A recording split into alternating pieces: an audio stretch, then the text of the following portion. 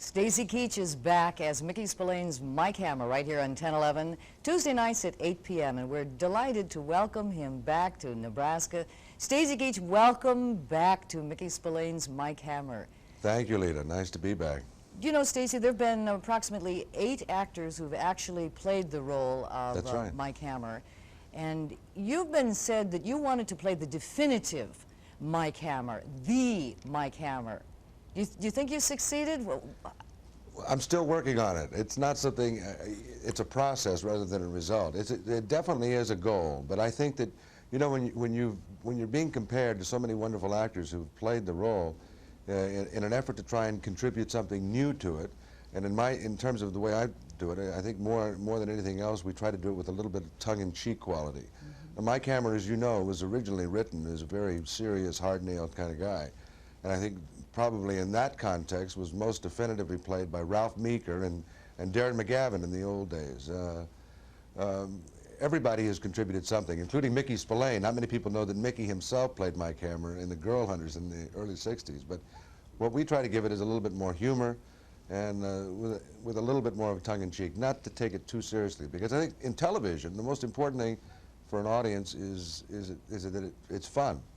Stacy, aren't you trying to make the role of Mike Hammer a little more palatable to women? Aren't you trying to change that attitude a little bit? A little bit, yeah, and I think that, again, I think that's where the humor comes in. We've been accused of being a chauvinistic show by a lot of feminist groups and a lot of décolletage. Yes, I think that's the main reason. But you know, that's part of the genre of this show, and if you lose that, I think you violate the integrity of what Mickey was writing about. I mean, it's guys and dolls. It really is that's the genre of the show.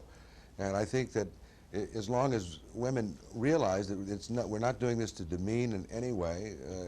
I mean, Mike Hammer himself loves women. He has great respect for women, and treats them, I think, with great compassion and admiration. But I know that there's been an outcry about the well-endowed ladies, and I think that if it's done with humor and if it's done in proper perspective, that hopefully it won't get the same kind of backlash. Stacy, do you still have the pork pie hat that Mickey Spillane gave you? Yeah, well, it's been sat on and spat on, but it's the same hat. Yeah, it is. Have you had it cleaned? Yes, a couple times. Couple times.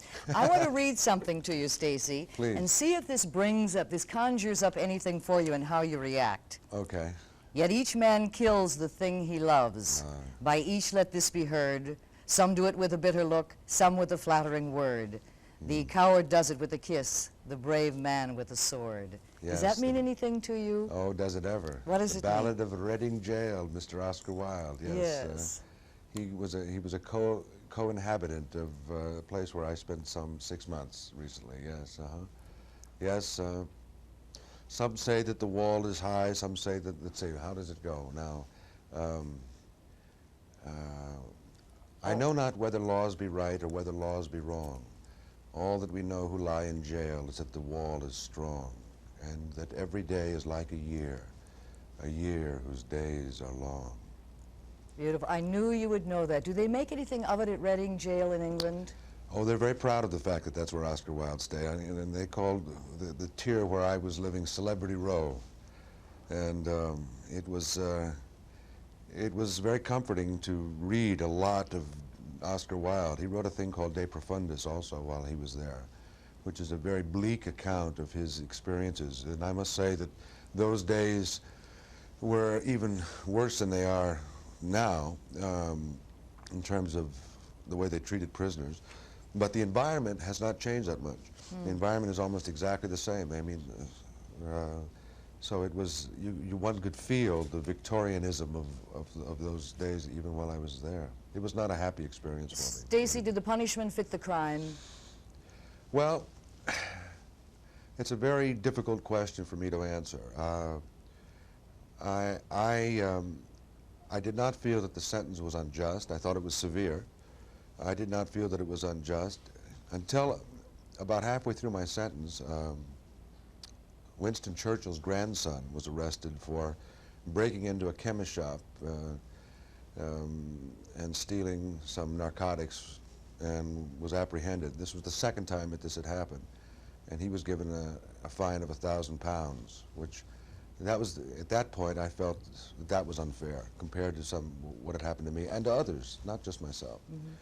But no, I made a stupid mistake, Leta. I mean, I deserved to be punished. There was no question about that. I think that a lot of people were shocked because in the past what we have done with celebrities is usually give them a slap on the wrist and tell them to go on their merry way. But I think times have changed. I think the drug situation has gotten more serious, and I think in England it's certainly got more serious because they feel that we, Americans, are responsible for their problems with drugs, which I don't think is an accurate assessment of the situation. But I do, you know, I think that in many ways I was an example, but I don't think that, I don't think a negative one. I mean, I was shocked by it, but it's over, it's behind me, and I did my time, and I'm healthy and alive and back to work, and that's the main thing. If you'd been picked up in the United States for possession of 1.3 ounces of cocaine, would you have got a 6-month sentence in jail? No. No.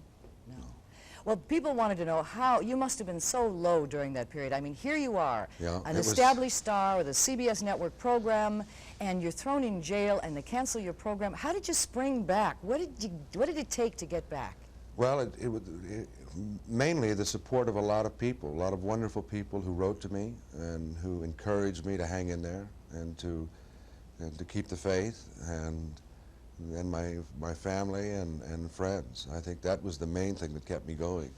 Also, during that time, I was given to believe by both the network and the studio that there was a very good chance, all other things being equal, that if that things could turn around for the best. You know, I think there's an old saying about if you land in a very low place, there's a very, you know, if you're lucky, that you can land in a higher place if you survive that. And I think that that's true.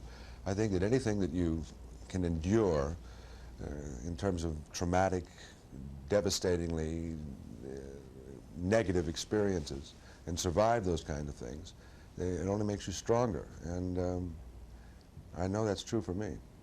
We're so glad you're back. Oh, so glad, Stacy Keach. We welcome Stacy Keach back as Mickey Spillane's Mike Hammer, Tuesday nights here on CBS Network on 1011. Delightful to have you. Hang in there, kid. We're proud of you. Thank you very much. Please stay with us. There's a lot more to come as the morning show continues.